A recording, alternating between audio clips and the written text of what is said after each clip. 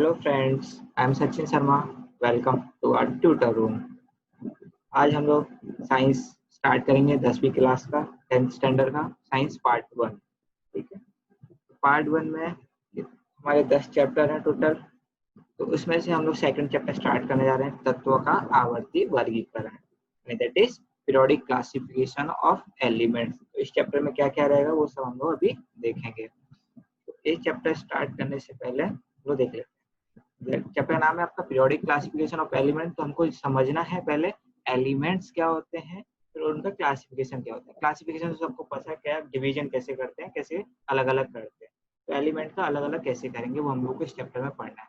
तो सबसे पहले हम लोग जानेंगे कि ये एलिमेंट्स होते क्या हैं, एलिमेंट्स है क्या। एलिमेंट्स के बारे में आपने ऑलरेडी 8th 9th में पढ़ा हुआ है, लेकिन आप फिर भी भूल गए होंगे, या फिर एक बार हम लोग रिवाइज कर लेते हैं कि एलिमेंट है क्या, स्ट्रक्चर क्या होता है, उसके बारे में और जानकारी पता कर लेते हैं। फिर हम लोग चैप्टर स्टार्ट करेंगे। तो पहले समझते हैं एलिमेंट है क्या। तो जो हमारे आसपास के जितने भी पदार्थ हैं वो किससे बने होते हैं, वो एलिमेंट से ही बने होते हैं। किसी न किसी फॉर्म में एलिमेंट्स उनमें होते ही हैं। तो जितने भी पदार्थ हैं एलिमेंट से बने। अब हम लोग देख लेते हैं एलिमेंट्स की मेन डेफिनेशन क्या है। An element is a pure substance which cannot be broken down by chemical mean or chemical reaction। यानी chemical reaction से भी एलिमेंट को फिर से डिवाइड नहीं किया जा सकता छोटे पार्टों में। और क्या होता है इसमें, consisting of atom which have identical number of protons in their atomic nuclei। यानी कि उसके एटॉमिक न्यूक्लियाई में आइडेंटिकल नंबर ऑफ प्रोटॉन होते हैं। अब हम लोग को ये जानना है कि एटॉमिक न्यूक्लियाई क्या है, प्रोटॉन क्या है, ये अभी हम लोग थोड़ी देर में देखेंगे होता क्या और इसको समझेंगे। अगर एलिमेंट के हम लोग एग्जांपल देखें तो क्या क्या हो सकते हैं।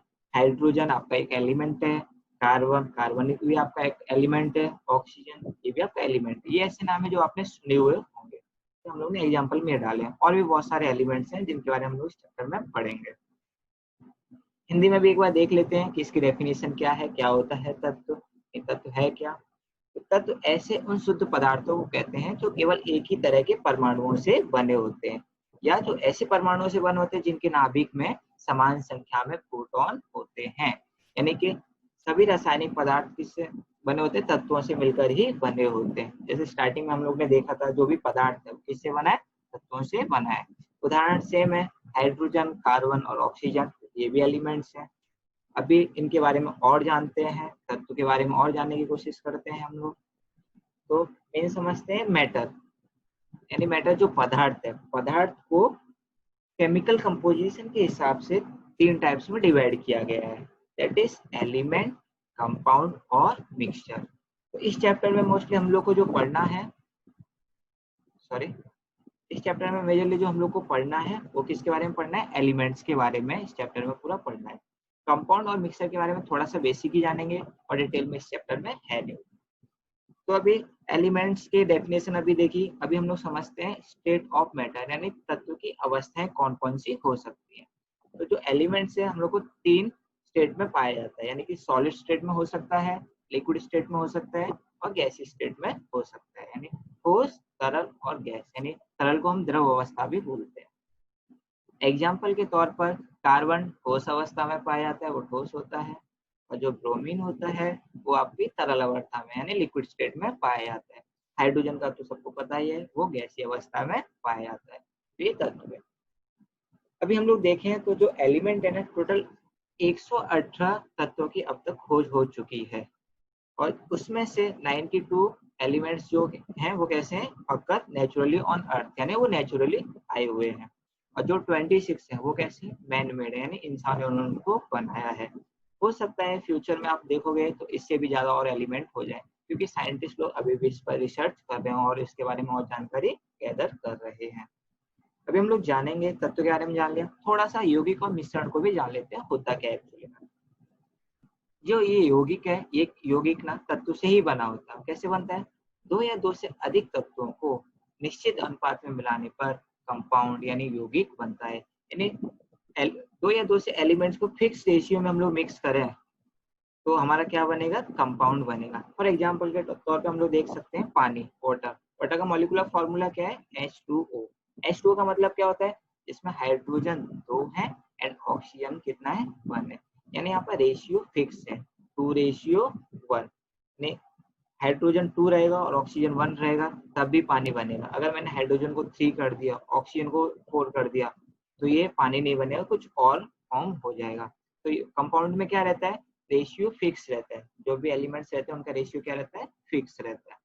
अगर वही बात करें हम लोग मिक्सर की, मिश्रण क्या होता है, मिश्रण भी सेम कंपाउंड की तरह ही होता है, बट यहाँ पर रेशियो फिक्स नहीं होता है, यानी 2 या 2 से अधिक तत्वों को किसी भी अनुपात में मिलाने पर क्या बनता है, मिक्सचर बनता है, यानी मिश्रण बनता है। एग्जाम्पल के तौर पे हम लोग देख सकते हैं लेमन जूस आप देखोगे सबके लिए अलग अलग हो सकते हैं। अगर आपको शक्कर ज्यादा चाहिए तो आप उसमें शक्कर ज्यादा डाल सकते हो, किसी को नींबू ज्यादा चाहिए तो नींबू उसमें ज्यादा डाल सकते हो। वहाँ पे रेशियो फिक्स नहीं है कि यहाँ पर इतना शक्कर रहेगा और इतना ये रहेगा तो ही मिश्रण बनेगा, यानी लेमन जूस बनेगा। और एक और एग्जांपल ले लेते हैं, जैसे हम लोग घर में चाय तो डेली पीते ही हैं, तो चाय पीने के लिए किसी को शक्कर ज्यादा चाहिए रहता है, किसी को चाय पत्ती ज्यादा चाहिए रहता है, तो वहाँ पे रेशियो फिक्स है क्या, है ना, तो सबके हिसाब से अकॉर्डिंग अलग अलग होता है। तो वो भी एक चाय भी क्या हो गया, एक मिश्रण का एक उदाहरण हो गया। तो अभी हम लोगों ने समझा पदार्थ 3 अवस्था में पाया जा रहा है। पदार्थ केमिकल कंपोजिशन के हिसाब से 3 अवस्था में है, यानी एलिमेंट, कंपाउंड और मिश्रण के फॉर्म में है, और उनकी 3 अवस्थाएं हैं। वो 3 अवस्थाएं कौन सी हैं, तो पहले एलिमेंट की अवस्था देखी थी हम लोग ने, सॉलिड, लिक्विड और गैस, 3।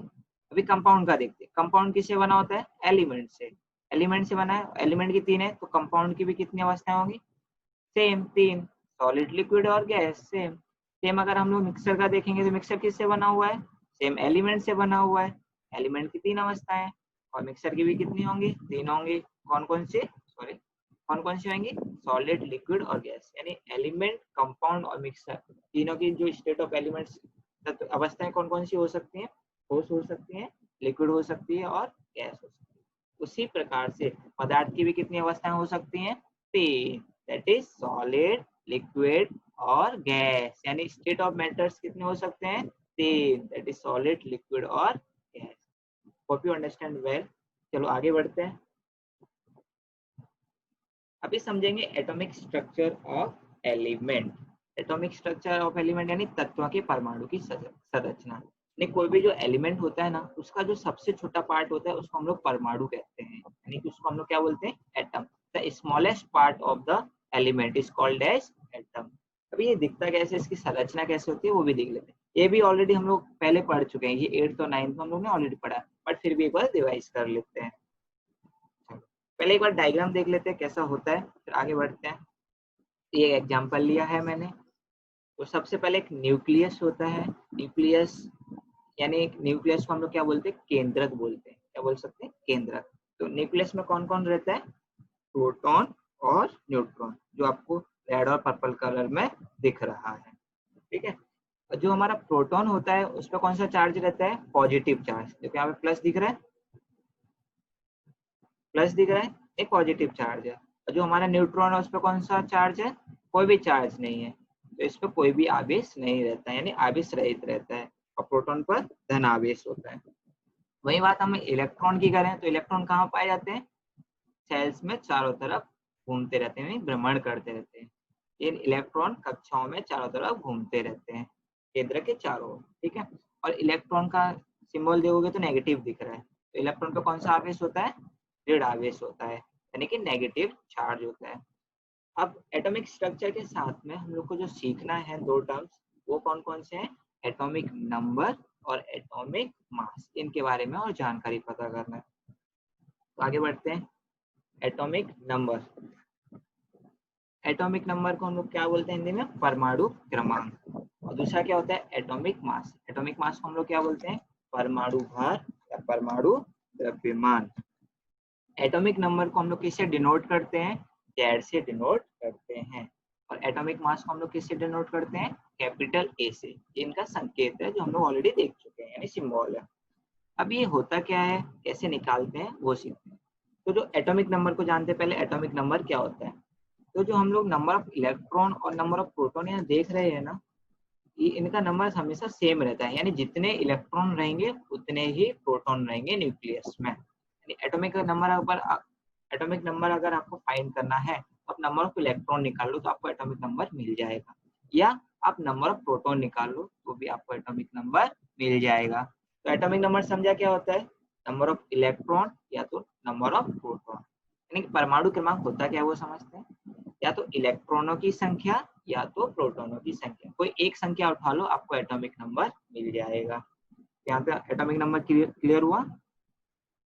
अभी नेक्स्ट बढ़ते हैं एटॉमिक मास पर।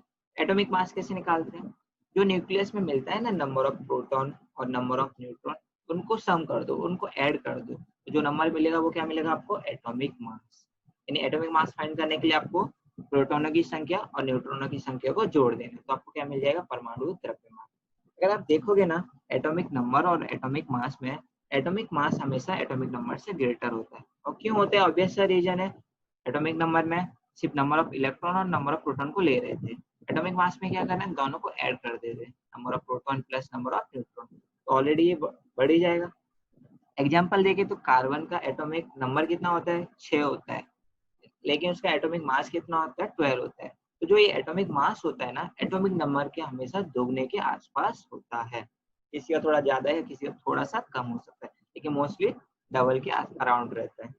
तभी हम लोग ने ये समझा कि एटॉमिक स्ट्रक्चर होता कैसा है और ये कैसे हम लोग एटॉमिक नंबर और एटॉमिक मास निकालते हैं।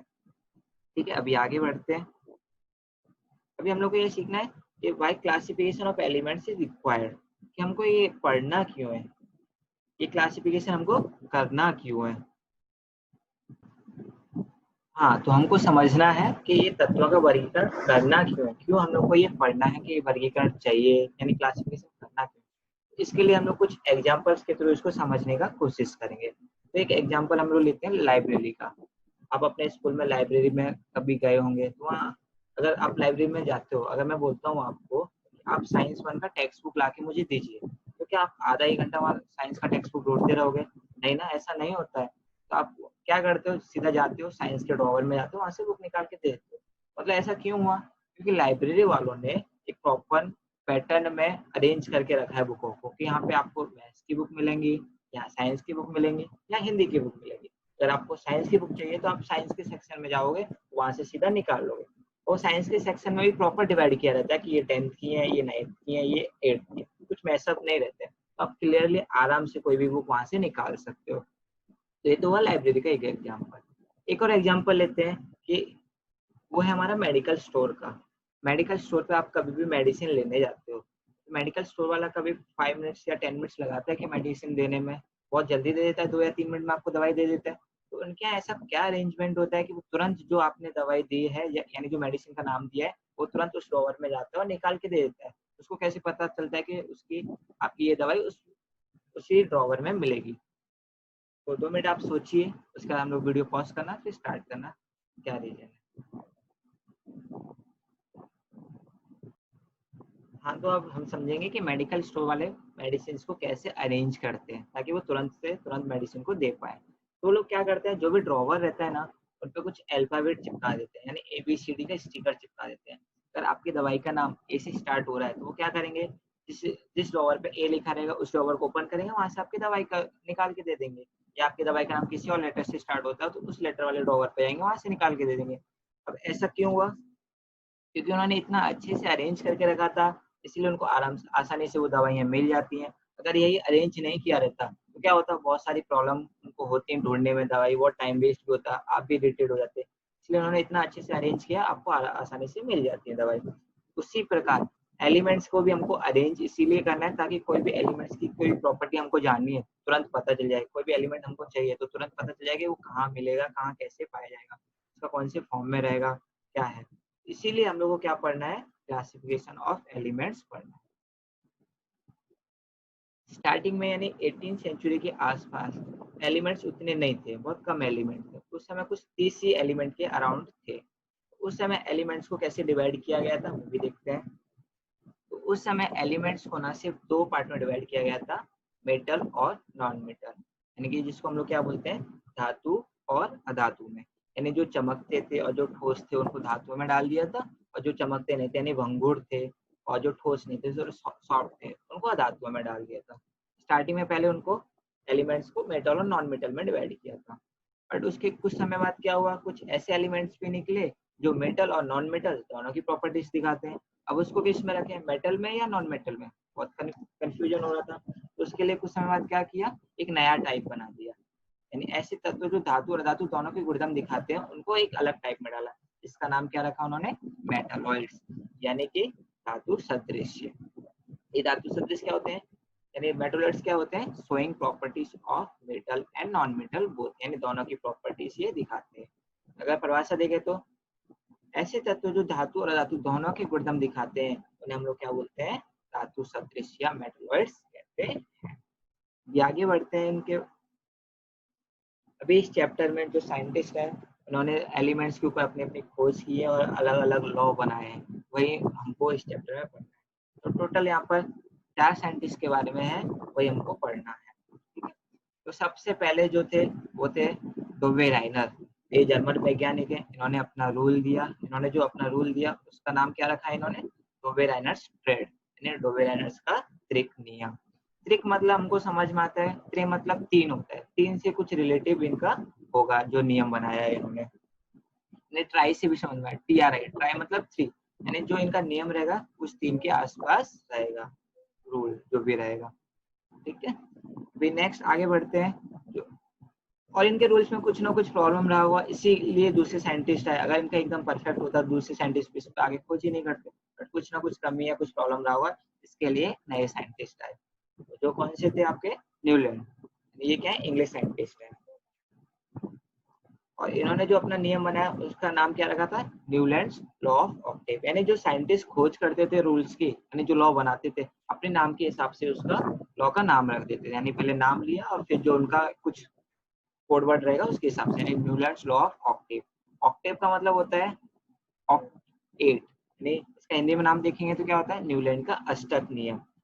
अष्टक नियम में अष्टक का मतलब क्या होता है, 8, यानी इनके नियम में 8 से कुछ लेना देना रहा होगा। तो ये हम लोग डिटेल में पढ़ेंगे इनके बारे में, तब पता करेंगे कि त्रिक का मतलब क्या है, अष्टक का मतलब क्या है, और डिटेल में जानेंगे क्यों ये फेल हुआ। उसके बाद में जो तीसरे साइंटिस्ट आए, न्यूलैंड के समय पे उस समय 56 तत्वों की खोज हुई थी और उसमें से कुछ ही एलिमेंट्स में इनका रूल लागू हुआ था। बट उस समय उपरांत ही एक नए साइंटिस्ट आए जिनका नाम क्या था, मेंडलीव। मेंडलीव के जब आए थे उस समय 63 एलिमेंट्स की खोज हो चुकी थी। उन्होंने क्या किया था, जितने एलिमेंट थे सबको प्रॉपर अरेंज कर दिया था अपने टेबल में, और जो इन्होंने अपना रूल दिया था उसका नाम क्या था, मेंडलीव पीरियोडिक टेबल। इनकी मेंडलीव पीरियोडिक टेबल की सबसे विशेषता है कि सभी तत्वों को आराम से व्यवस्थित कर पाए थे अपने टेबल में। बट प्रॉब्लम ये था कि इन्होंने फ्यूचर के बारे में नहीं सोचा था कि फ्यूचर में और भी एलिमेंट हो सकते हैं।